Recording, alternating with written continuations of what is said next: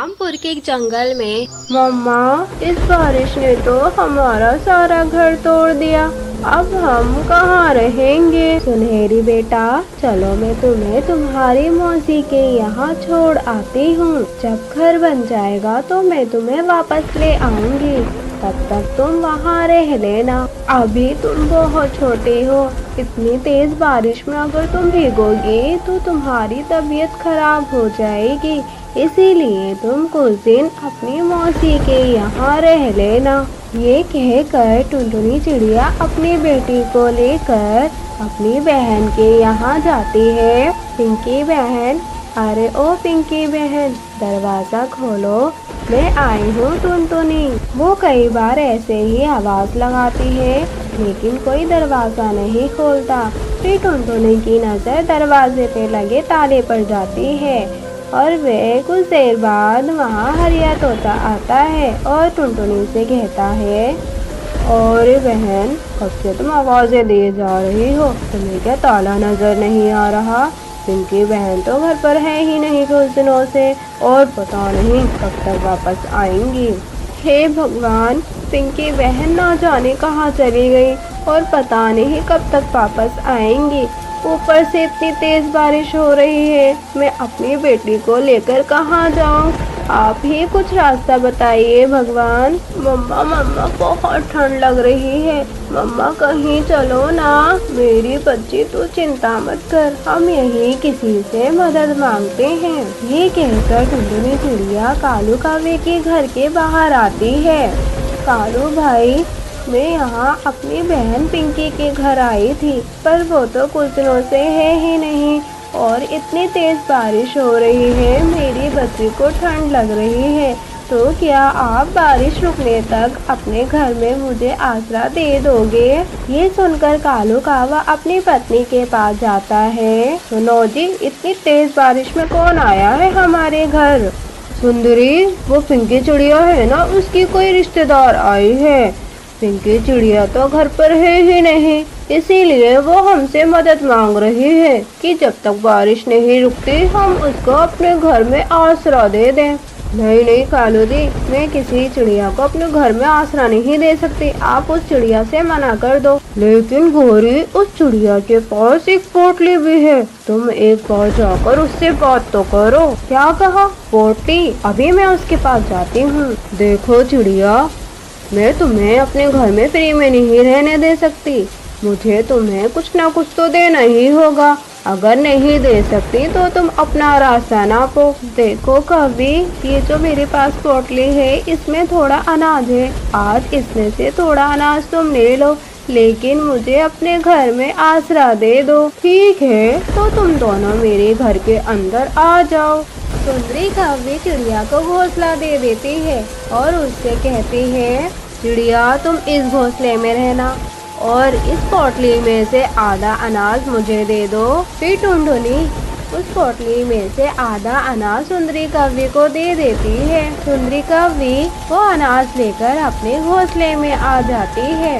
वैसे कालू जी, आज तो मजा ही आ गया, जो ये चिड़िया हमारे घर आ गई, हमें तो बैठे बैठे अनाज भी मिल गया। ऐसे बातें करके वे दोनों सो जाते हैं और दूसरी तरफ टुनटुनी चिड़िया को तो नींद ही नहीं आ रही थी, वो तो अपनी बेटी के पास बैठी हुई थी। सुंदरी कव्वी तो बहुत चालाक है, जैसे तैसे ये रात गुजर जाए, सुबह होते ही मैं यहाँ से चली जाऊंगी। ऐसा सोचते ही टुनटुनी चिड़िया सो जाती है और सुबह होते ही वे दरवाजे के पास आकर बैठ जाती है। हे भगवान, ये बारिश तो रुकने का नाम ही नहीं ले रही है, अब मैं अपने घर कैसे जाऊंगी? तभी सुंदरी कव्वी वहाँ आ जाती है। देखो चिड़िया, आज भी बारिश हो रही है, अगर तुम्हें आज भी मेरे घर में रहना है तो वो बाकी का अनाज मुझे दे दो। लेकिन सुंदरी बहन, मैं आपको आधा अनाज दे चुकी हूँ, बाकी का अनाज भी आपको दे दूंगी तो हम माँ बेटी क्या खाएंगे? देखो चिड़िया, अगर तुम्हें मेरे घर में रहना है तो तुम्हें बाकी का अनाज मुझे देना ही होगा, वरना तुम मेरे घर से चली जाओ। लेकिन सुंदरी बहन, इतनी तेज बारिश में मैं अपनी बेटी को लेकर कहाँ जाऊंगी? आपने तो हमारा सारा अनाज भी ले लिया, अब हम माँ बेटी क्या खाएंगे। और तू तो मेरे पीछे ही पड़ गई है, या तो मुझे अनाज दे दे या मेरे घर से निकल जाओ। टुनटुनी चिड़िया बाकी का बचा हुआ अनाज भी सुंदरी कौवी को दे देती है और बारिश रुकने की प्रार्थना भगवान से करने लगती है। हे भगवान, कैसे भी करके इस बारिश को बंद कर दो, हमें अपने घर जाना है। ऐसे ही सुबह हो जाती है। टुनटुनी चिड़िया अपनी बेटी को लेकर फिर से दरवाजे पर आकर बैठती है। सुनो चिड़िया, अब तो तुम्हारे पास मुझे देने के लिए कुछ भी नहीं है, अब तुम अपनी बेटी को लो और यहाँ से निकल जाओ। सुंदरी बहन, आपने तो हमारा सारा अनाज ले लिया, तो कृपया करके अब हमें बारिश रुकने तक अपने घर में रहने दो, वरना हम इतनी तेज बारिश में कहाँ जाएंगे। सुनो चिड़िया, मेरा घर कोई धर्मशाला नहीं है, अब तुम मेरे घर से निकल जाओ। ये कहकर सुंदरी कौवी टुनटुनी को घर से बाहर निकाल देती है। टुनटुनी चिड़िया अपनी बेटी के साथ बारिश में भीग रही थी। मेरी बच्ची, तुम परेशान ना हो, मैं कोई ना कोई रास्ता निकाल लूंगी। टुनटुनी चिड़िया अपनी बेटी को लेकर आगे बढ़ती है तो उसकी नजर एक घर पर पड़ती है। वे वहां पहुंचती है तो उसकी नजर उस खिड़की पर पड़ती है कि ये क्या, ये तो एक चील का घर है। अगर हम इसके घर में गए तो ये तो हमें खा जाएगा। चलो बेटी, हम दूसरी तरफ चलते हैं। ये कहकर टुनटुनी चिड़िया अपनी बेटी को लेकर वहाँ से उड़ जाती है और एक खाली जगह पर आकर बैठ जाती है। मेरी बेटी को तो बुखार आ गया है, अब मैं अपनी बेटी को लेकर कहाँ जाऊँ? यहाँ तो कोई हमारी मदद भी नहीं कर रहा। तभी वहाँ से बंटी कबूतर गुजरता है। वे चिड़िया को देखकर वहाँ आकर कहता है, चिड़िया, तुम इतनी तेज बारिश में अपनी छोटी बेटी को लेकर यहाँ क्यों बैठी हो? तुम्हारी बेटी बीमार पड़ जाएगी। कबूतर भाई, मेरी बेटी को बहुत तेज बुखार है, यहाँ तो कोई पक्षी हमारी मदद ही नहीं कर रहा, कृपया करके आप ही हमारी मदद कर दो। फिर टुनटुनी कबूतर को सारी बात बताती है और कबूतर टुनटुनी चिड़िया को उसकी बेटी के साथ अपने घर ले आता है। वे टुनटुनी की बेटी को बुखार की दवाई पिला देता है, जिससे वे कुछ ही देर में ठीक हो जाती है। बंटी भैया, आपका बहुत बहुत धन्यवाद, वरना यहाँ तो किसी ने मेरी मदद नहीं की, लेकिन आपने मेरी बहुत मदद की। चिड़िया, इसमें धन्यवाद की क्या बात है,